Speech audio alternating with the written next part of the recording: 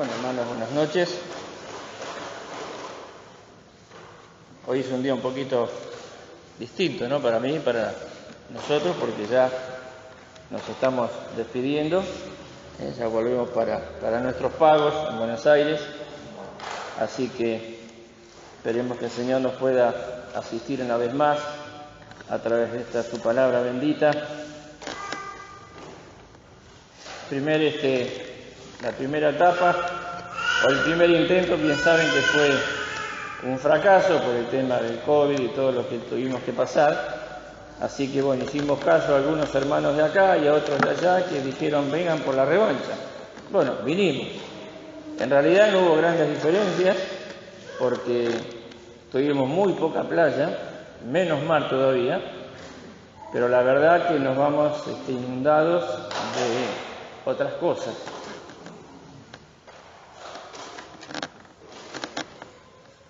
Perdónenme, pero a veces, bueno, me pasa esto. Es que realmente uno no está acostumbrado de pronto a recibir tanto amor, tanta atención, tanta dedicación, tanto afecto, ¿no? Uno se siente realmente querido, se siente bienvenido, se siente bien hospedado, y eso realmente lo llevamos nosotros muy en el profundo del corazón. Por eso es que el saldo es más que positivo. No tuvimos playa, pero tuvimos mucho amor y mucha bendición, y la seguimos teniendo y la seguiremos teniendo hasta que nos vayamos, no cabe duda. Así que no hay palabras, simplemente decir gracias, ¿no? Porque realmente no hay palabras para manifestar lo que se siente al ser recibido y al ser atendido como lo somos nosotros por todos ustedes, ¿no? Que abren sus hogares, sus corazones y se brindan incondicionalmente. Eso es muy, pero muy valioso, porque es poner en práctica algo que nosotros venimos aprendiendo y predicando y enseñando desde el primer día, acerca del amor fraternal, acerca de la unidad, acerca de la comunión, y a veces no se experimenta tanto como se habla. Pero acá nosotros recibimos esto de manera netamente práctica, ¿no? Así que nos volvemos, pero con mucho gozo en el corazón y por supuesto con muchas bendiciones que hemos recibido en este tiempo. Y este texto que acabamos de leer, Efesios 6, del 18 al 20, bueno, es un pasaje muy breve que estuvimos meditando allá en Buenos Aires hace unas 3 semanas más o menos, y que acá me dijeron, bueno, qué lindo tema, ¿no? Esto de la oración intercesora. Y bueno, orando al Señor, volvimos a este texto, pero la palabra de Dios tiene eso, que un día nos muestra un enfoque, otro día nos muestra otro enfoque, un día nos lleva a una experiencia, otro día nos lleva a otra experiencia, y leyéndolo yo encontré algo que sentí en el corazón. Es muy trascendente para la vida de una iglesia en este tiempo, aunque no se ve así a simple vista, ¿no? Pero uno, desde este lado, de ser un predicador y de ser un pastor, se ve de distinta manera. El apóstol enseña y manda a los hermanos allá en Éfeso esta acción de la oración permanente como corolario de lo que dice anteriormente, ¿no? Que es la armadura de Dios para enfrentar todas las batallas en nuestra vida contra todos los enemigos que se nos pongan delante. Y la oración viene a ser la coronación de esto, ¿no?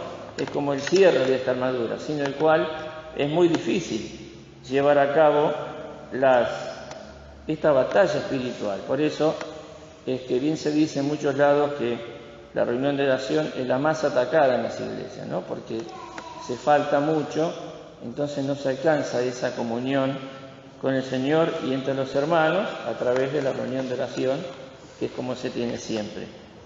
Pero me llamó mucho la atención 3 palabritas muy cortitas, en donde el apóstol manda a orar en todo tiempo y velar en ello por todos los santos, pero dice en el versículo 19, y por mí.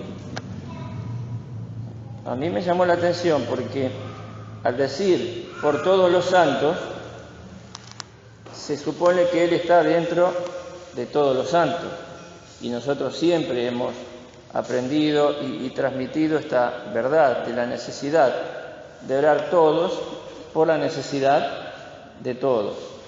Pero Él lo toma aparte después. Oren por todos los santos y por mí también. Y quedé viendo esto, ¿no? ¿Quién es el que dice esto?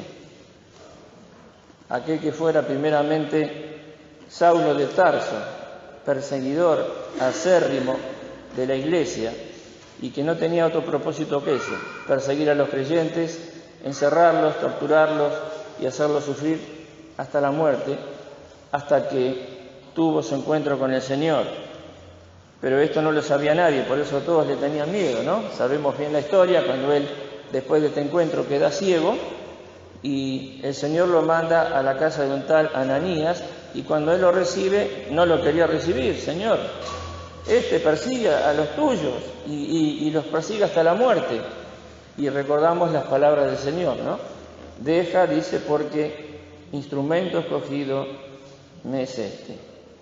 Pablo, instrumento escogido de Dios, apóstol de los gentiles, predicador de la sana doctrina, maestro en la ley primeramente, pero después en la doctrina de Cristo para todos los creyentes, misionero por muchos lugares, pastor también, porque la obra de un misionero es esa, formar iglesias, pero al mismo tiempo las tiene que ir después pastoreando al mismo hasta que después en la iglesia se vayan manifestando los dones.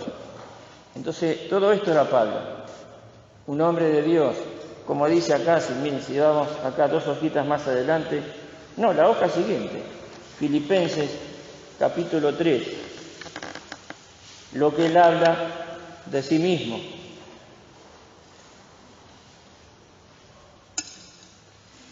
Dice en el versículo 4, aunque yo tengo también de qué confiar en la carne, si alguno parece que tiene de qué confiar en la carne, yo más.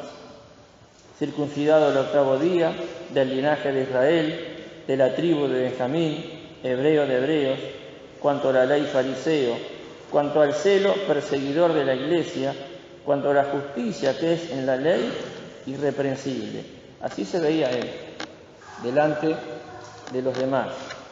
Luego viene todo su ministerio, el gran apóstol de los gentiles. La mitad del Nuevo Testamento son las cartas de él. Tremendo hombre de Dios, sufrido y mártir de Jesucristo por causa del testimonio, porque terminó siendo decapitado. ¿Quién como él uno puede decir? Pero él dice, oren por mí. Llama poderosamente la atención.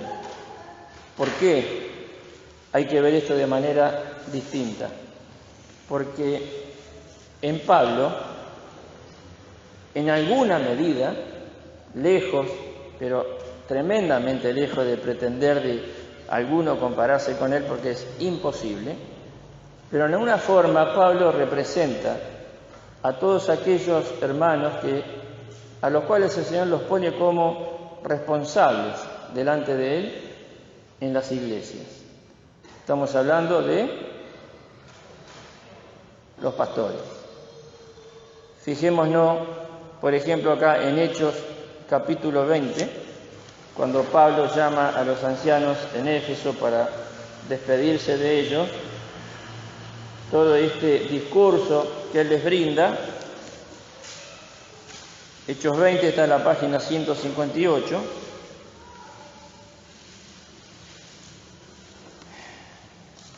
Primero los pone en el lugar que los tiene que poner, cuando les dice en el versículo 26, por tanto, yo os protesto el día de hoy, que yo soy limpio de la sangre de todos, porque no he rehuido de anunciaros todo el consejo de Dios. Por tanto, mirad, por vosotros y por todo el rebaño en que el Espíritu Santo os ha puesto por obispos, para apacentar la iglesia del Señor, la cual ganó por su sangre. Esto es como las cosas de la vida, o algunas cosas de la vida. Nosotros no sabemos, los hombres me refiero, no sabemos lo que significa pasar por un embarazo o tener un hijo. Los jóvenes no saben todavía lo que es ser padre. Son experiencias que se van viviendo y aprendiendo día tras día. Los que están solteros no saben lo que es estar casado y todo lo que implica un matrimonio, que también se aprende día tras día, y así con muchas cosas de la vida. En este caso es lo mismo. Los que están allá no saben lo que es estar acá. No me refiero al hecho de predicar la palabra o de enseñar la palabra, como muchos hermanos están llamados a eso, sean adultos, sean jóvenes, sean niños, sino al hecho de cumplir con ese mandato del Señor, apacentar la grey de Dios. Esto se va aprendiendo día tras día, se va descubriendo lo complicado que es, se va entendiendo que es enormemente difícil y por qué también hay muy pocos hermanos en distintas iglesias en los cuales se manifiesta este llamado.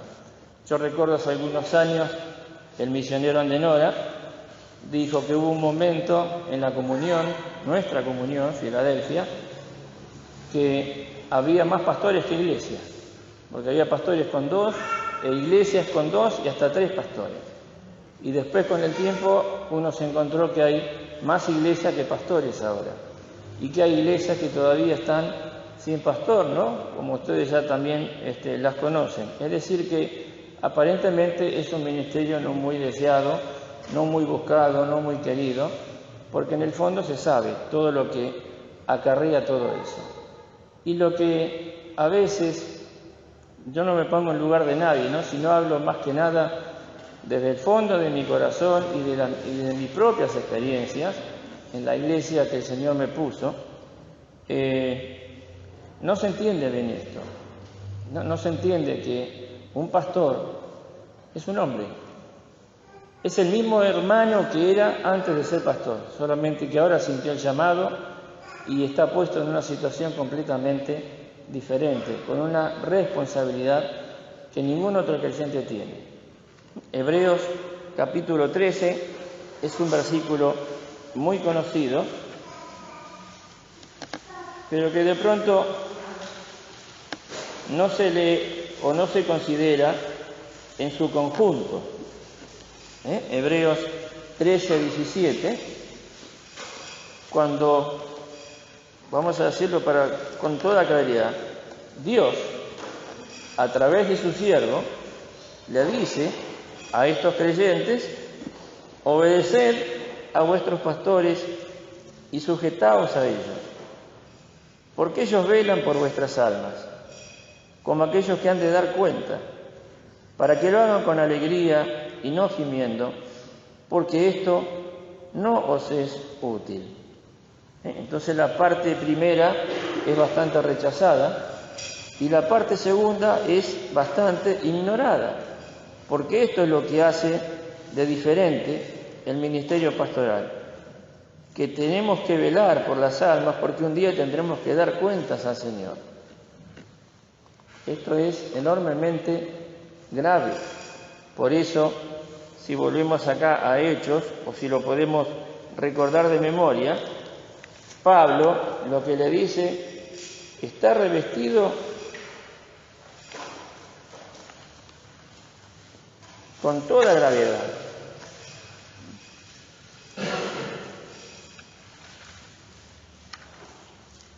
Mirad por todo el rebaño, mirad por vosotros y por todo el rebaño en que el Espíritu Santo os ha puesto por obispos, para apacentar la iglesia del Señor, la cual ganó por su sangre. Esto es lo que le da gravedad. El apóstol le dice: cuiden a estas ovejas, aliméntenlas, atiéndanlas, asístanlas, si es necesario corríjanlas, y si es necesario exhórtenlas y repréndanlas si acaso consideran que es así. Pero recuerden esto: no son tus ovejas, son mías, dirá el Señor. Y el precio que pagué por ellas es muy alto. Por tanto, es muy alta la responsabilidad que te pongo. Esto es lo que se siente cuando uno dice: yo creo que el Señor me está llamando para ser pastor y les pido oración para que el Señor confirme esto, ¿no? Esto fue mi experiencia. Y después, en una asamblea, los hermanos deciden aceptarle, reconocerle los dones a ese hermano, que no dejó en absoluto de ser lo que era. Seguirá con los mismos deseos, con los mismos errores, con las mismas tentaciones, con los mismos defectos, como es, pero ahora con una carga tremendamente difícil, imposible de llevar si uno la quiere hacer solo, pero con la confianza y la tranquilidad de saber que el Señor está de nuestro lado, como dice el profeta Isaías, hablando del Señor Jesucristo. Pero también después se extiende eso, porque habla de su siervo. No me acuerdo el capítulo ahora, pero la sentencia es muy cortita. He aquí mi siervo, yo le sostendré. Entonces esa es una palabra que a mí personalmente me ha sostenido mucho tiempo y me ha levantado de más de una experiencia que me costó mucho sobrellevar, ¿no es cierto? Porque, lo vuelvo a decir, el que está del otro lado no entiende eso, no lo tiene que entender tampoco, porque no está llamado para eso, está llamado para otra función, para ocupar otro lugar.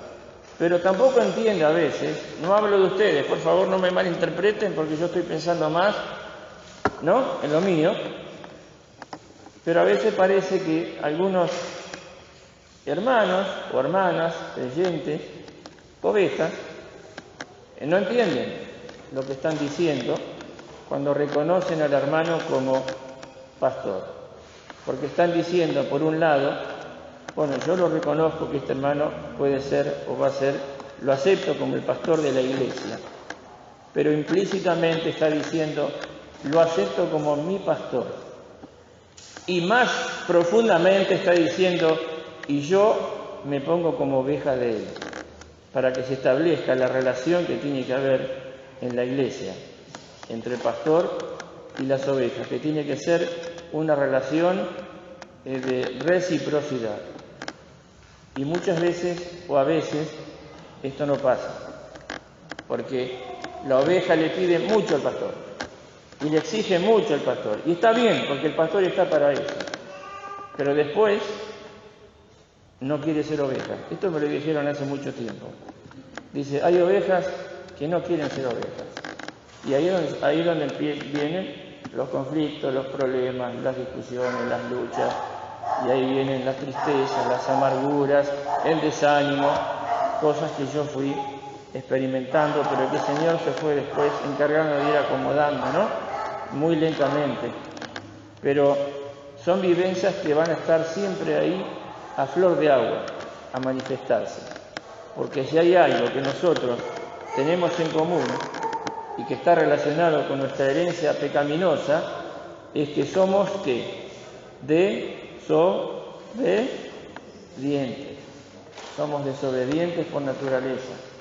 Entonces, cuando la Escritura dice obedecer, ahí ya se prenden las luces, ¿no? Amarillas, naranjas, rojas, de todo color.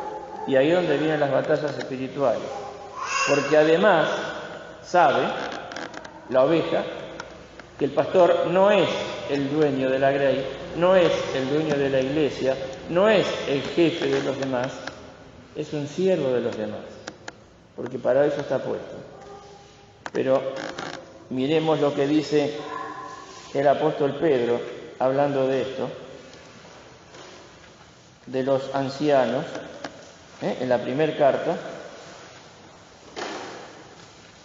capítulo 5,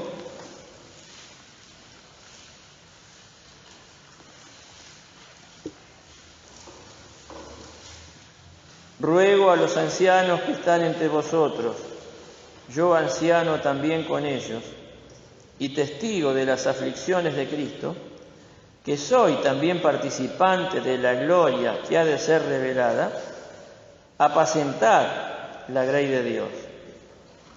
No tenemos tiempo para esta palabra, pero es muy amplio el concepto y las acciones, ¿no?, que merece esto.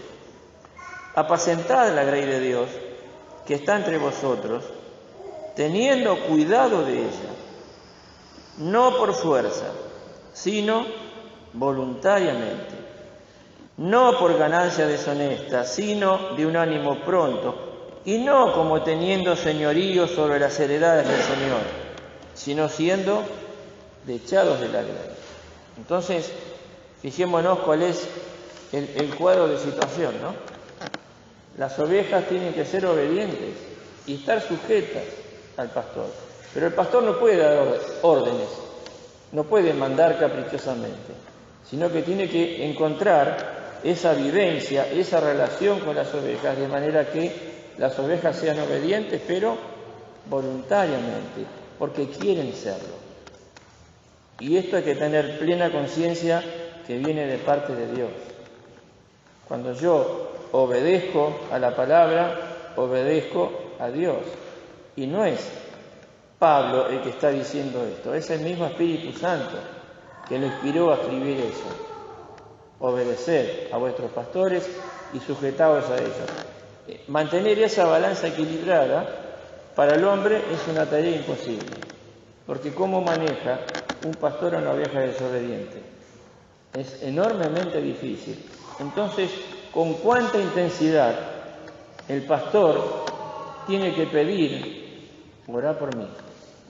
Y con cuánta conciencia la iglesia tiene que ser consciente que tiene que orar por aquel que está al frente, por aquel que un día tendrá que dar cuenta, por toda la grey, por todas las ovejas, por las obedientes, por las desobedientes, por las que son sumisas como por las que son rebeldes, por las que son consagradas como por las que son más liberales, vamos a decir así. Entonces esto es una tarea que sin la oración es imposible. Y el pastor, también tenemos que ver esto, no se trata de hablar del hombre, de hablar del hermano que está en esa posición, no sé, cada uno verá cómo le pone, yo le llamo de enorme responsabilidad. No es que tiene que orar por él porque él es el pastor y merece más atención, no. Tiene que orar con mucho énfasis y con mucha asistencia por el pastor, porque si el pastor hace bien su tarea y cumple su ministerio, entonces la iglesia va a ser bendecida. No puede ser de otra manera. Esto es como una familia. ¿Qué padre hay que no trabaja y se esfuerza y hace todo lo que puede hacer para tener una buena posición, pero pensando en quién? ¿En él? En su familia. ¿Qué hombre se mata trabajando solamente para decir, bueno, ahora estoy lleno de plata? No, esto que se arregle. Sí, un mal padre puede hacerlo, pero los creyentes bien sabemos que no. Cada uno obra, trabaja, se esfuerza pensando en su familia. Entonces, si al padre le va bien, a la familia le va bien. Y en la familia de la iglesia es exactamente lo mismo. Si al pastor le va bien, a la iglesia le va a ir bien, en la medida que sea obediente a la palabra de Dios. Y esto requiere muchísima oración. Primero por el pastor, para que el Señor le dé luz, para que le dé sabiduría, para que pueda manifestar todos los dones que ha recibido, para que se corrijan las cosas que se tengan que corregir, pero también la oveja tiene que decir, Señor, que pueda ser una oveja obediente y sujeta. Porque si estoy obediente al pastor, estoy sujeta a ti, porque es el que manda hacer esto. Entonces vemos que esto de orar por todos es enormemente importante, no quiero hacer al lado eso, simplemente tener otro enfoque, ¿no es cierto?, de lo que es la oración intercesora. El pastor orando por él y orando por cada una de las ovejas. Y las ovejas orando por sí mismas, por las necesidades de los demás, pero por sobre todo por el pastor. Porque si no, se puede llegar a cumplir lo que diría el Señor en Zacarías, creo que estaba esto.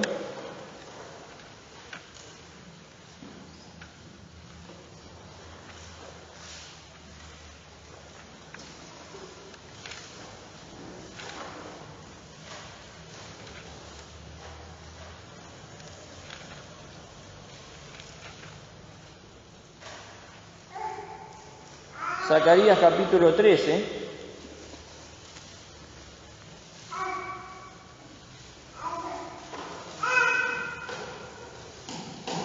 hablando obviamente de manera profética. Zacarías 13:6 dice: y le preguntarán, ¿qué heridas son estas en tus manos?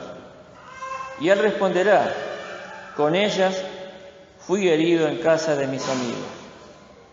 Levántate, oh espada, sobre el pastor y sobre el hombre compañero mío, dice Jehová de los ejércitos.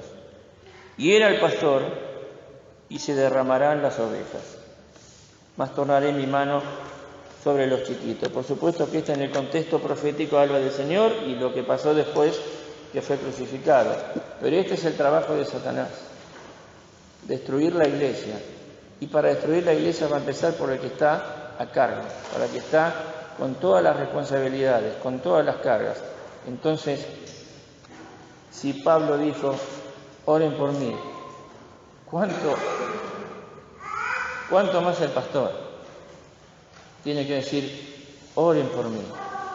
¿Y cuánto más las ovejas tienen que orar por el pastor?